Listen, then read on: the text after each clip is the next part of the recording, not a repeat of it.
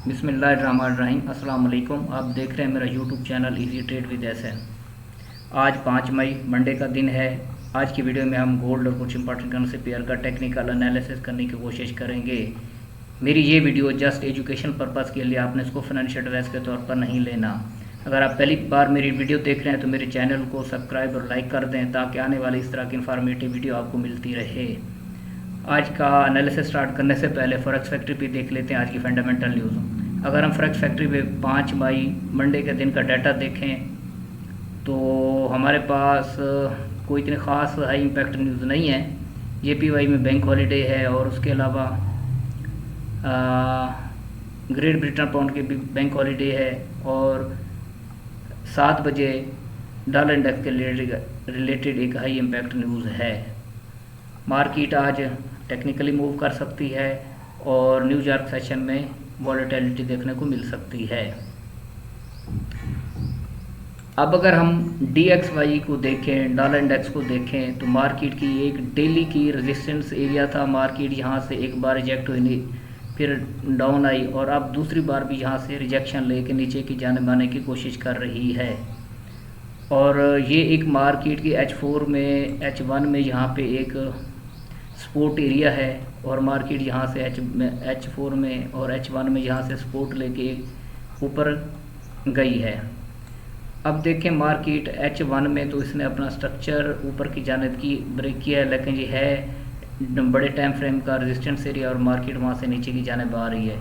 अगर यहाँ से दोबारा मार्केट सपोर्ट लेती है तो फिर ये अपवर्ड जाने की कोशिश DXY कर सकता है। अगर इसको ब्रेक कर जाता है तो फिर ये इसकी जो है ना नीचे की जानिब आ सकता है और मार्केट आज के दिन यहाँ पे सपोर्ट ले सकती है। अब हम गोल्ड को देख लेते हैं, गोल्ड की क्या सूरत हाल है। गोल्ड का डेली का टाइम फ्रेम देखें तो मार्केट अपने इस एरिया को जो है ब्रेक कर चुकी है, जो कि 3270 का एरिया था और अब ये एक रेजिस्टेंस एरिया में कन्वर्ट हो चुका है। और वीकली फोरकास्ट में भी मैंने यही कहा था कि मार्केट इस एरिया में रेंज कर सकती है और इस वीक में भी यही चांसेस हैं। जब तक ये ब्रेक नहीं होती, रेंज ब्रेक नहीं होती, मार्केट ना ऊपर की जानिब जा सकती है और ना नीचे की जानिब, और यहाँ पे कंसोलिडेशन भी कर सकती है। जैसे इस एरिया में, ऊपर के एरिया में देखें तो यहाँ पे मार्केट 6 दिन कंसोलिडेशन करती रही है और फिर जो है इसको उसने हैवी मोमेंटम के साथ ब्रेक किया। अब ये मार्केट का एक रेंजिंग जोन, कंसोलिडेशन जोन भी बन सकता है और इसके लिए हमारे पास क्या स्ट्रेटेजी होनी चाहिए। अगर हमें यहाँ पे छोटे टाइम फ्रेम में कोई सेलिंग रीज़न मिलती है तो यहाँ से हम सेल कर सकते हैं और निचले लेवल से हम इसको बाई कर सकते हैं। अगर हम H1 के टाइम फ्रेम में देखें तो मार्केट यहाँ पे देखें बीरिश एनगल्फिंग बनाई और नीचे की जानिब आने की कोशिश कर रही है और ये मार्केट की H1 की रेंज है और मार्केट की H1 की रेंज कहाँ से है, 3224 से लेकर जो है 3270 तक का एरिया। ये एक मार्केट की एक रेंज बन गई H1 की।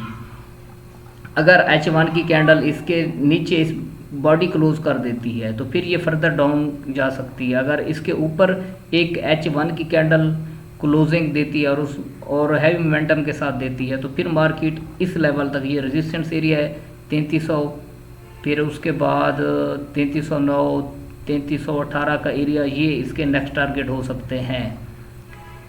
और अब देखें ये छोटी छोटी कैंडल बना रही है, रिट्रेसमेंट मार्केट कर रही है H1 में। तो अगर हमें यहाँ पे दोबारा अगर कोई सेलिंग रीज़न मिलती है तो यहाँ से हम सेल करेंगे। और फ्राइडे वाले दिन मैंने यही अपने कम्युनिटी मेंबर को लेवल दिया था भाई 3260 से लेकर 3270 तक हमारे पास सेल का जोन है और यहाँ से हम इसको सेल करेंगे। और फ्राइडे वाले दिन हमने इसको सेल भी किया और यहाँ तक हमने इसको होल्ड भी किया और अभी तक देखें मार्केट फ्राइडे से लेकर अब तक इस मार्केट जो सेल का जोन था इसको अभी तक मार्केट ने ब्रेक नहीं किया। सुबह गई है, थोड़ी सी वीक निकाली, लेकिन फिर डाउन आ गई है। और मैंने फ्राइडे वाले दिन की वीडियो देख लें तो उसमें भी मैंने यही 3275 का SL दिया था। अभी तक मार्केट ने हमारे SL को हिट नहीं किया तो और सुबह ही मार्केट जहाँ तक गई है और फिर ये देख M15 में इसने एक बड़ी रेड कैंडल बनाई और नीचे इसके इस लेवल के नीचे क्लोजिंग दी है 3260 के नीचे। अब ये मार्केट दोबारा यहाँ से अगर रिजेक्ट होती है M15 की कैंडल, M5 में हम देखेंगे इसको सेलिंग रीज़न, तो यहाँ से हम सेल करेंगे और नेक्स्ट टीपी हमारा ये फिर M15 के टाइम के फ्रेम के मुताबिक 3250 3247 का एरिया हो सकता है। और आज के दिन अगर हमें यहाँ पे कोई मार्केट, मार्केट तब अपवर्ड जा सकती है जब तक यहाँ पे H4 या H1 की क्लोजिंग ना दे और 4 घंटे एटलीस्ट यहाँ पे स्टे करे ऊपर, तो फिर यह नेक्स्ट टारगेट इसके ऊपर हो सकते हैं। 4 घंटे मार्केट को यहाँ पे स्टे करना 3270 के ऊपर मस्ट है। और अब देखें ये यहाँ पे जो है ना इसको स्टे नहीं कर पा रही और मार्केट नीचे की जानिब आ जाती है। और यहाँ पे अगर 4 घंटे मज़ीद इस पे यहाँ पे स्टे कर जाती है 3270 के नीचे, तो फिर मार्केट डाउन जो है आ सकती है। और हमें यहाँ पे छोटे टाइम फ्रेम में जहाँ पे हमें कोई सेलिंग रीज़न दे के हम दोबारा इसको सेल कर सकते हैं और यहाँ तक हमारे 3240 3247 ये हमारे नेक्स्ट टीपी हो सकते हैं। अगर दूसरा सिनेरियो ये है, यहाँ पे अगर मार्केट हमें कोई बाइंग रीज़न, जैसे ये देखें एक बुलिश इनगल्फिंग H1 में बनी थी तो मार्केट ऊपर गई है, यहाँ पे हमें कोई बाइंग रीज़न मिलेगी 3222-25 के एरिया में, तो यहाँ से हम इसको बाई करेंगे और 3219-18 का SL लगा के हम इसको ऊपर की जानिब होल्ड कर सकते हैं। ये था हमारा गोल्ड का टेक्निकल एनालिसिस। अब यूरो USD पे चलते हैं। यूरो USD का डेली टाइम फ्रेम ओपन करते हैं। मार्केट ये इस एरिया, ये मार्केट का डेली की सपोर्ट है, ऊपर ये एक रेजिस्टेंस एरिया और मार्केट अभी तक इसी एरिया में काफ़ी टाइम से कंसोलिडेशन कर रही है। और जब तक ये रेंज ब्रेक नहीं होती मार्केट ना ऊपर की जानब जा सकती है और ना नीचे की जानब, यहाँ पे हम स्कैल्पिंग कर सकते हैं। H4 में अगर हम इसको देखें तो मार्केट काफ़ी टाइम ये एक मार्केट की कंसोलिडेशन रेंज थी और मार्केट ने जिसको नीचे की जानब ब्रेक कर दिया है और नीचे ये H4 की सपोर्ट पड़ी है, तो ऊपर से मार्केट जाती है, यहाँ से सेल आती है और नीचे से यहाँ से इसकी बाई है। अगर हम H1 के टाइम फ्रेम में इसको देखें तो मार्केट H1 के टाइम फ्रेम में भी काफ़ी टाइम इसी रेंज में मूव करती रही और ये कंसोलिडेशन एरिया है और मार्केट यहाँ से ब्रेक करके फिर इसको जो है ना इसको रिटेस्ट किया, अब नीचे यहाँ तक आई है और मार्केट हमें यहाँ पे कोई सेलिंग रीज़न मिलती अब है, ये मार्केट सेल के एरिया में की तरफ जा रही है। पहली सेल हम यहाँ इस FVG से इसको कर सकते हैं H1 के टाइम फ्रेम में। अगर मार्केट इसको H1 के ऊपर यहाँ पे एक H1 की कैंडल क्लोजिंग देती है तो फिर मार्केट दूसरी सेल का लेवल हमारे पास ये है और तीसरा हमारे पास ये फाइनल 1.40-50 का एरिया है, जहाँ से हम इसको सेल करेंगे। और अब GBP USD की जानिब चलते हैं। इसका डेली का टाइम फ्रेम ओपन करते हैं। डेली टाइम फ्रेम भी मार्केट इसी रेंज में है। अब हम हमारे पास इसकी क्या स्ट्रेटेजी होनी चाहिए, H4 में इसको देख लेते हैं। मार्केट अगर यहाँ तक जाती है, इससे यहाँ से रिजेक्शन लेती है तो इसको हम यहाँ से सेल करेंगे और नीचे से इस लेवल से हमें अगर को बाई अपॉर्चुनिटी मिलती है 1.32-410 से, तो हम इसको बाई करेंगे और यहाँ से 1.33-530 ये हमारे पास सेल का लेवल। अगर यहाँ पे हमें कुछ सेलिंग अपॉर्चुनिटी आज के दिन देती है तो यहाँ से हम इसको GBP USD को सेल करेंगे। अब हम देख लेते हैं GBP JPY को। GBP JPY का डेली टाइम फ्रेम ओपन करते हैं। डेली टाइम फ्रेम में देखें तो मार्केट ने इस लेवल को पहले भी आपको बताता रहा हूँ कि ये बाई का लेवल था, मार्केट ने इसके ऊपर जाने ब्रेक किया। अब ये नीचे रिटेस्ट करने आ रही है। अगर यहाँ से हमें आज के दिन कोई बाइंग अपॉर्चुनिटी मिलती है 1.92-240 से, तो इसको हम बाई करेंगे। अगर इसको ब्रेक कर जाती है तो फिर हम वेट करके यहाँ दूसरे लेवल से इसमें 1.99-370 का एरिया, यहाँ से हम इसमें बाई में बैठेंगे। अब इसको H4 के टाइम फ्रेम में देख लेते हैं। H4 के टाइम फ्रेम में हमें अगर यहाँ पे छोटे टाइम फ्रेम में M15 में हमें 1.91-250 का एरिया से हमें अगर कोई बाइंग अपॉर्चुनिटी देती है तो इसको हम बाई करेंगे। और नेक्स्ट टीपी हमारे पास ये लेवल जहाँ से मार्केट लग के आ रही है, ये लेवल हमारा टीपी होगा 193.726-30 का एरिया है। यहाँ से हम इसको यहाँ तक इसको होल्ड कर सकते हैं। और ये आप देखें छोटे टाइम फ्रेम में H4 में इसने मार्केट ने ऊपर की जानिब ब्रेकआउट कर दिया है। अब हमें यहाँ पे इसके रिटेस्ट का वेट करना है, तो यहाँ से हम इसको बाई करेंगे।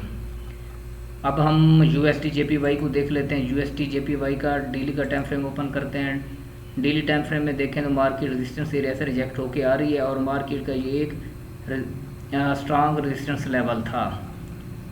इसको हम H4 के टाइम फ्रेम में देखते हैं। H4 के टाइम फ्रेम में देखें तो मार्केट ये स्ट्रक्चर को ब्रेक किया है मार्केट ने। यहाँ पे अगर हमें कोई छोटे टाइम फ्रेम में बाइंग रीज़न देते हो, यहाँ से हम इसको बाई कर सकते हैं। और ऊपर ये हमारे पास नेक्स्ट टारगेट होंगे जहाँ पे मार्केट ला के आ रही है 145,870 का एरिया है।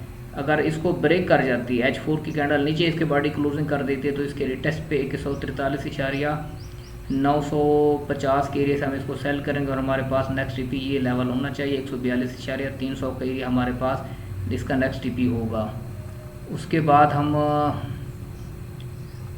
देख लेते हैं BTC को। BTC का डेली का टाइम फ्रेम ओपन करते हैं।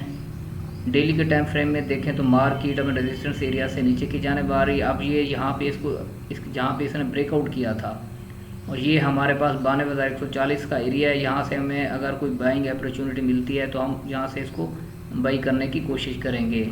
इसको अगर हम H4 के टाइम फ्रेम में देखें तो मार्केट ये देखें अपने रेजिस्टेंस एरिया से नीचे की जाने आ रही है। अगर यहाँ पे हमें जिस तरह से ये बुलिश इंगल्फिंग बनी थी H4 में, तो फिर यहाँ पे हम इसको लॉन्ग करेंगे। यहाँ पे अभी हमें इसमें वेट करना है। मार्केट अभी अपने सेंटर लेवल पे है और ये अगर नीचे की जाना बात है तो यहाँ से इसके रिटेस्ट पे हम वही में बैठेंगे और ऊपर ये हमारे 96,000, उसके बाद हमारा नेक्स्ट टीपी 98,000 का एरिया हो सकता है।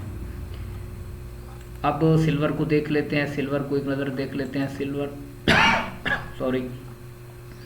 सिल्वर को देखें तो मार्केट ये जो चार्ट है काफ़ी टाइम का है, ये रेक्टेंगल लगी हुई है। मार्केट ने इसके ऊपर की जानिब जो है ना ब्रेक किया है। अब ये मार्केट का एक्सपोर्ट लेवल है। अगर हमें यहाँ पे अगर H4 या H1 में हमें यहाँ पे इस एरिया में कोई बाइंग रीज़न मिलती है तो हम इसको बाई करेंगे। ये हमारे पास है। इसकी वैल्यू अगर मैं आपको शेयर करूँ 31.82 का एरिया। यहाँ से हम इसको छोटे टाइम फ्रेम में कंफर्मेशन के देखने के बाद हम बाई में बैठ सकते हैं। तो अभी ये देखें H4 की कैंडल यहाँ पे छोटी छोटी इनसाइड कैंडल बन रही हैं और इसका मतलब ये है कि मार्केट की फर्दर अप जाने की इतनी ज़्यादा इंटेंशन नहीं है, इसमें बायर वीक हैं। और कि यहाँ पे अगर हमें कुछ सेलिंग रीज़न मिलती है 32,444, तो यहाँ से हम इसको सेल करेंगे और हमारे पास नेक्स्ट टीपी ये लेवल 31,787 का लेवल होना चाहिए। ये था हमारा आज का टेक्निकल एनालिसिस। उम्मीद है आपको वीडियो पसंद आई होगी। मिलते हैं नेक्स्ट वीडियो तक, तब तक अल्लाह हाफिज़।